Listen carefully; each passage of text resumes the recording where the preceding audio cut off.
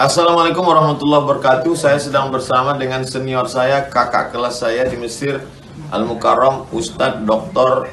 Damanhur Abbas. Nikmati kajian-kajian tausiah beliau yang bergizi, berkualitas di channel Ustadz Damanhur Abbas. Jangan lupa tonton, subscribe, like, share, and comment. Assalamualaikum warahmatullahi wabarakatuh.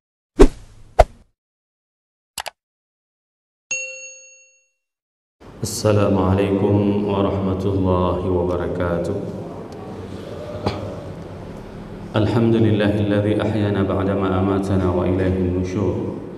Asyhadu an la ilaha illallah lahu da'watul haqq harisun 'alaiha wa awjaba tabsyiri biha wal takum minkum ummatun yad'una ilal khair wa ya'muruna bil ma'ruf wa yanhauna 'anil munkar wa ulaika humul muflihun. Wa asyhadu anna Muhammadan 'abduhu wa rasuluhu بلغ الرسالة وأدى الأمانة ونصح الأمة وكشف الغمة حتى أتانا اليقين ليلها كنهارها لا يزيغ عنها إلا هالك اللهم صل على محمد وعلى آله وأصحابه أجمعين رب اشرح لي صدري ويسر لي أمري واحلل عقدة من لساني يفقهوا قولي أما بعد. Para asatiz yang saya muliakan, ayah bunda yang saya cintai, dan bapak ibu jemaah salat subuh yang dirahmati Allah, marilah senantiasa kita memanjatkan puji dan syukur kita kepada Allah yang telah memberikan nikmat iman kepada kita sehingga kita dapat melangkahkan kaki kita untuk melaksanakan salat subuh berjemaah. Salawat dan salam mari sama-sama kita panjatkan kepada junjungan kita Nabi besar Muhammad SAW yang telah mengajarkan kepada kita segala aspek tatanan kehidupan manusia. Maka suatu hari kita akan mengharapkan Allah akan memberikan syafaat kepada nabinya dan Nabi Muhammad akan memberikan syafaat tersebut kepada kita semuanya. Maka perbanyaklah berselawat kepada baginda Rasulullah SAW agar kita dikenal oleh baginda Rasulullah SAW dan akan diberikan syafaat di hari akhirat nanti. Semoga jamaah yang berhadir pada subuh yang berbahagia ini merupakan di antara umat Nabi Muhammad yang akan diberikan syafaat oleh baginda Rasulullah SAW dan akan disuguhkan air dari telaga Kautsar dengan tangan mulia tersebut. Allahumma amin. Bapak ibu jamaah salat subuh yang dirahmati Allah, pada pertemuan sebelumnya kita telah membahas kenapa iblis tersebut diusir oleh Allah dari surga. Dan insya Allah pada subuh yang berbahagia ini kita akan melanjutkan pembahasan bagaimana upaya iblis untuk menggoda anak manusia, anak Adam. Ini merupakan salah satu janji pasti yang dilakukan oleh iblis dan dia meminta kepada Allah. Bayangkan saja ketika iblis meminta kepada Allah itu dikabulkan, maka kita jangan pernah berputus asa untuk meminta kepada Allah. Sekelas iblis saja yang meminta kepada Allah itu diberikan dan dijawab permintaannya, apalagi kita sebagai yang mengaku diri sebagai hambanya. Nah, oleh sebab itu pada saat kita bercerita tentang keimanan, ada beberapa hal yang memang itu harus dimengerti secara bersama. Pada saat cerita tentang iman itu diibaratkan dengan sesuatu yang bisa di-accepted dan available, yang bisa diterima dan dipakai kapan saja dan di mana saja. Dalam bahasa yang lain, pada saat kita cerita tentang keimanan, itu bisa di-copy paste, bisa diambil dan dipakai di mana saja, oleh siapa saja dan kapan saja. Itu yang dinamakan dengan iman. Dikarenakan ada sebagian orang, mereka itu beriman dikarenakan sesuatu yang terjadi pada diri mereka. Contoh misalnya, seseorang itu taat kepada Allah, beriman kepada Allah pada saat kehilangan orang tua. Di situ ada yang dinamakan dengan nuqtatul intilaq ataupun starting point. Pada saat dia kehilangan orang tuanya, baru dia sadar, baru dia taubat. Ada sebagian orang yang beriman itu dikarenakan dia itu bermimpi misalnya. Ada salah seorang teman saya, dulunya dia itu sangat-sangat bejat dan dia menjadi orang yang paling saleh setelah mimpi dibakar oleh Allah dalam neraka. Kan tidak semua orang mempunyai pengalaman yang sama. Tidak semua orang mempunyai pengalaman dia itu bermimpi Tidak semua orang itu bermimpi ketemu sama orang yang saleh misalnya. Sehingga apa? Sehingga tidak ada alasan bagi kita untuk tidak bisa menerima keimanan tersebut. Maka saya sering mengulang, ajaran agama ini kalau kita ingin merujuk kepada apa yang diperintahkan oleh Allah kepada seluruh rasulnya, maka dia itu tidak banyak. Yang pertama sekali itu adalah yatlu alaihim, yaitu adalah membacakan ayat-ayat Al-Quran. Yang kedua adalah wa yuzakkihim. Yang kedua itu adalah mensucikan jiwa mereka. Setelah kita mendengarkan ayat-ayat Allah, ayat-ayat itu bisa dipahami dengan perkataan seperti ini, dengan ayat-ayat tanda-tanda kekuasaan Allah. Dalam bahasa Inggris itu sering diungkapkan dengan how to realize, bagaimana kita membuat sesuatu itu menyadari bahwasanya siapa sebenarnya Tuhan itu dan siapa sebenarnya diri kita. Ini yang harus dipahami oleh semua manusia. Orang yang main game saja, ya, kalau misalnya adik-adik ini pasti lagi masa-masanya main game. Orang main game saja itu dia punya skenarionya. Ada puzzle yang memang paling sulit itu sampai dengan ribuan yang harus diletakkan, harus disusun, itu punya skenarionya dan itu punya guideline-nya, punya dengan buku protokolnya. Apalagi kehidupan kita yang begitu rumit, maka dia memerlukan kepada petunjuk. Petunjuknya tersebut adalah wa yu'allimuhumul kitab, yaitu mengajarkan kitab. Dan mengajarkan kitab ini yaitu yang diajarkan oleh Rasul, how to do something, bagaimana kita melakukan sesuatu. Contoh misalnya, pada saat kita sudah mengetahui bahwasanya subuh kita harus bangun, apa yang harus kita lakukan di subuh hari, dan itu diajarkan di dalam ajaran agama kita.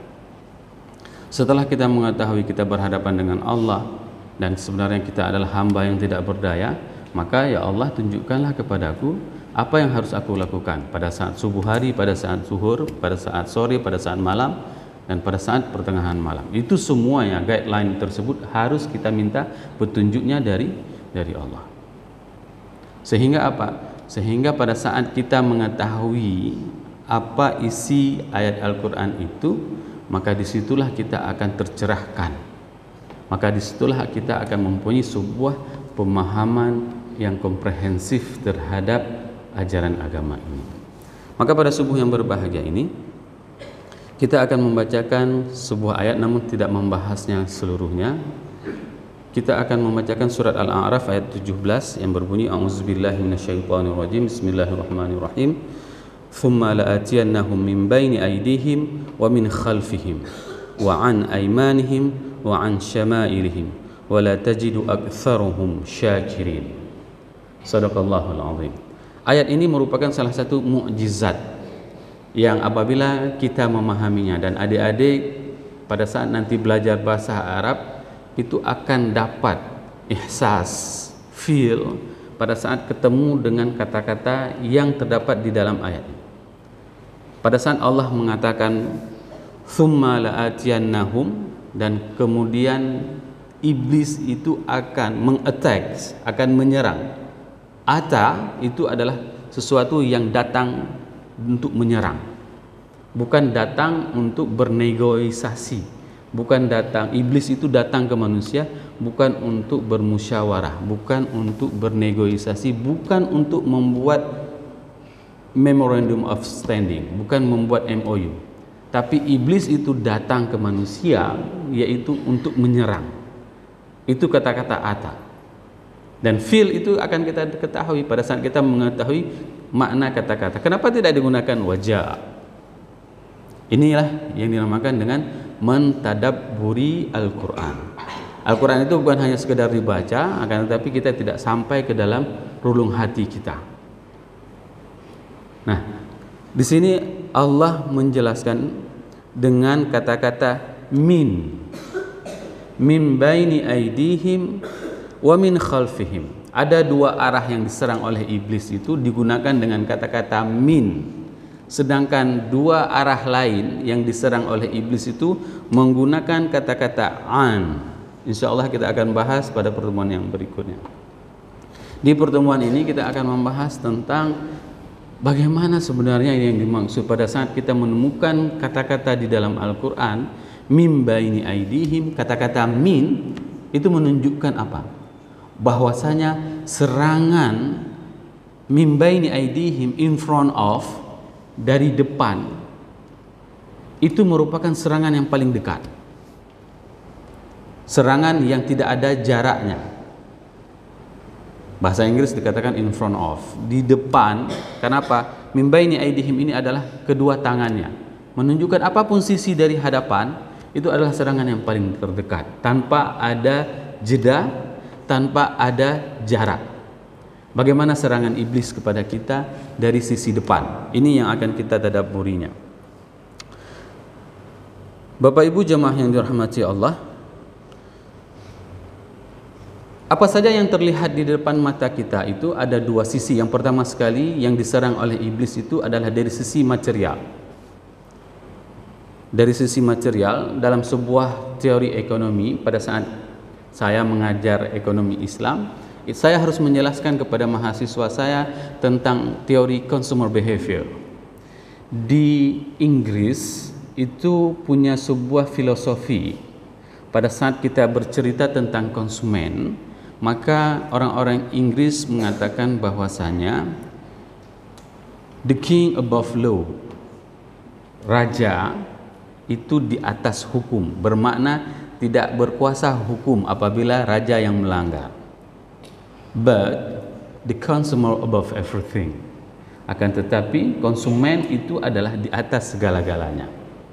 Ini filosofi yang paling bahaya yang ditanamkan di dalam ekonomi kapitalis.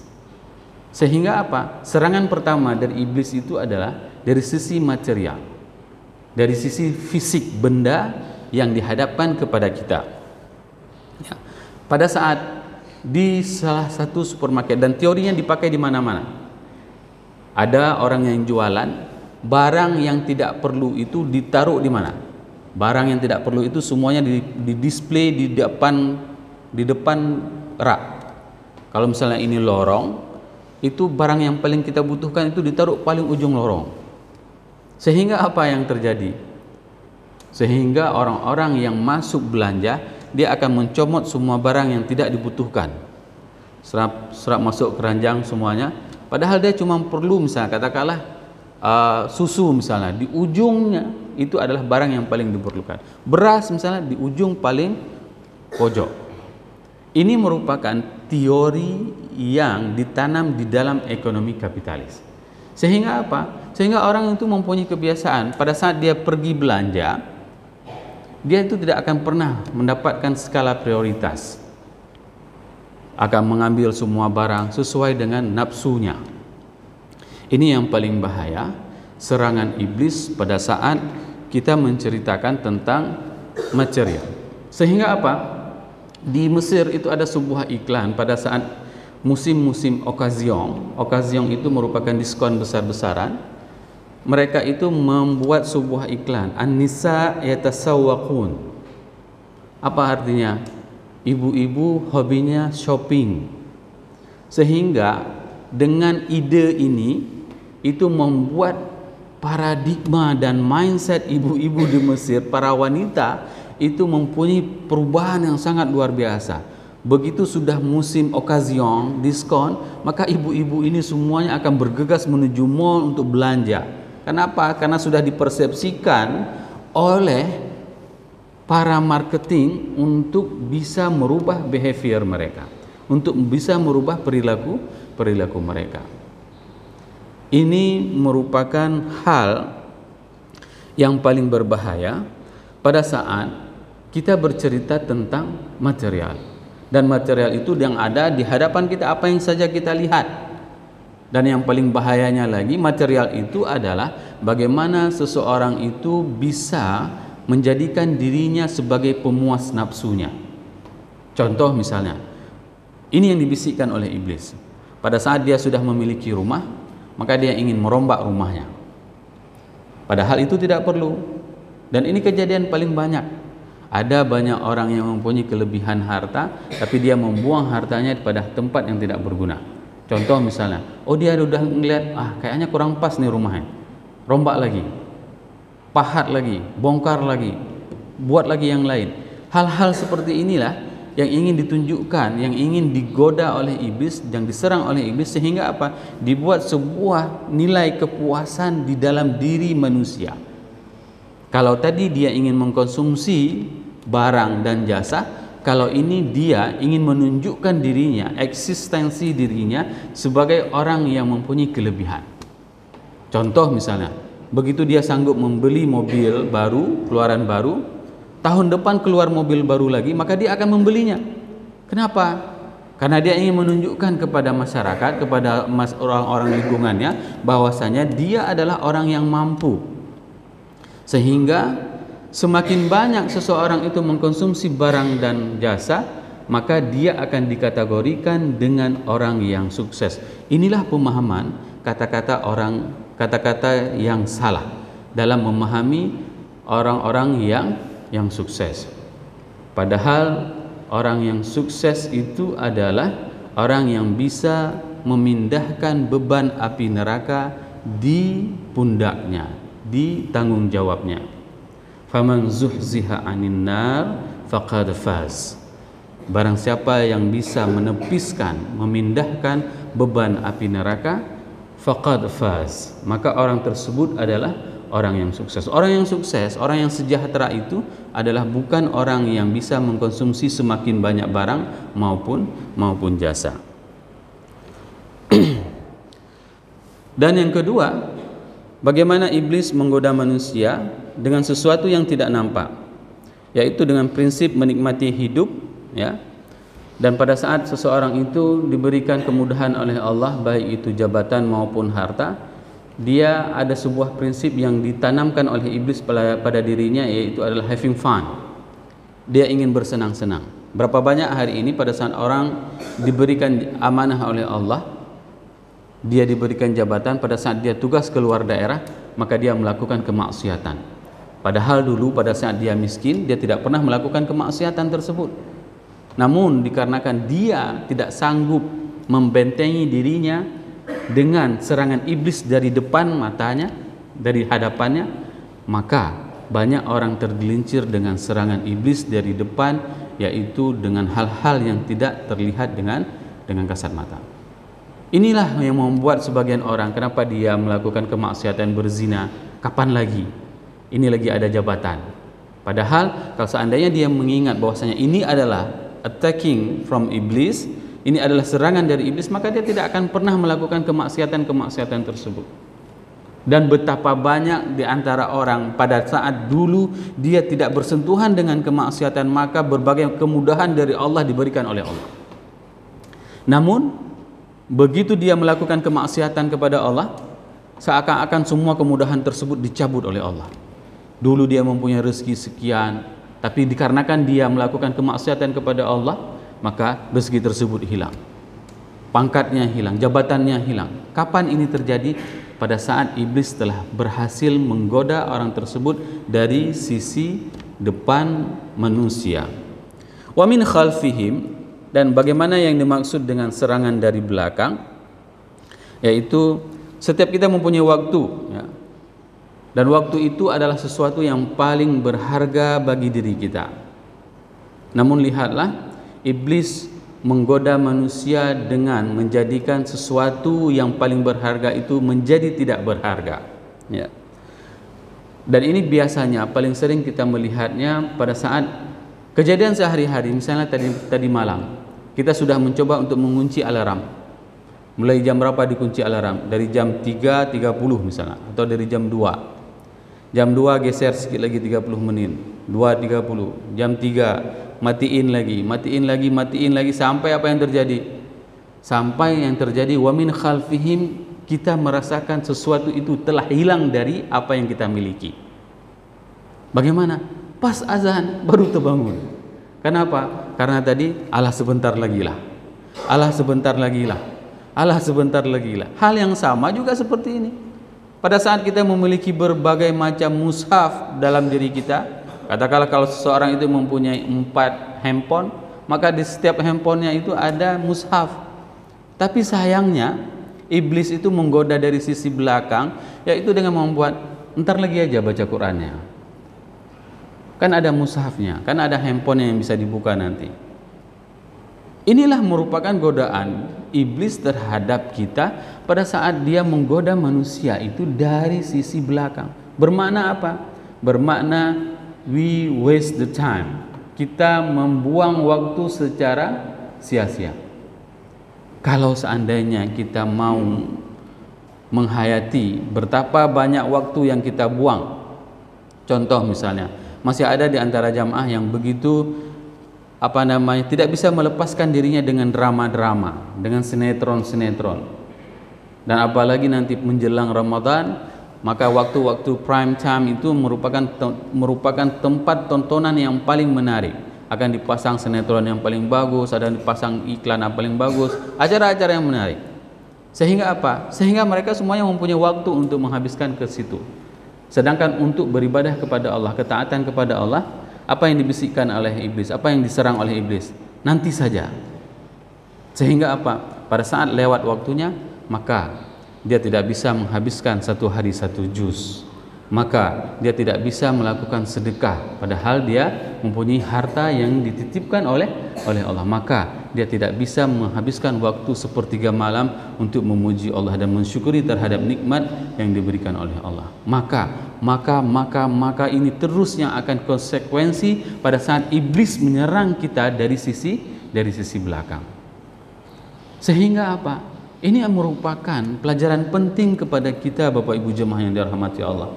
Pada saat Allah masih memberikan kesempatan hidup kepada kita, maka jangan sampai peluang iblis itu menggoda kita, menyerang kita dari depan, baik dari sisi material maupun dari sisi yang tidak nampak dengan mata, ataupun dari sisi sesuatu yang kehilangan. Dan kehilangan yang paling luar biasa itu biasanya dirasakan oleh seorang anak pada saat dia mempunyai orang tua, dia tidak pernah berbakti kepada orang tuanya. Begitu meninggal ibunya, begitu meninggal ayahnya, langsung buat status rindu sama mama.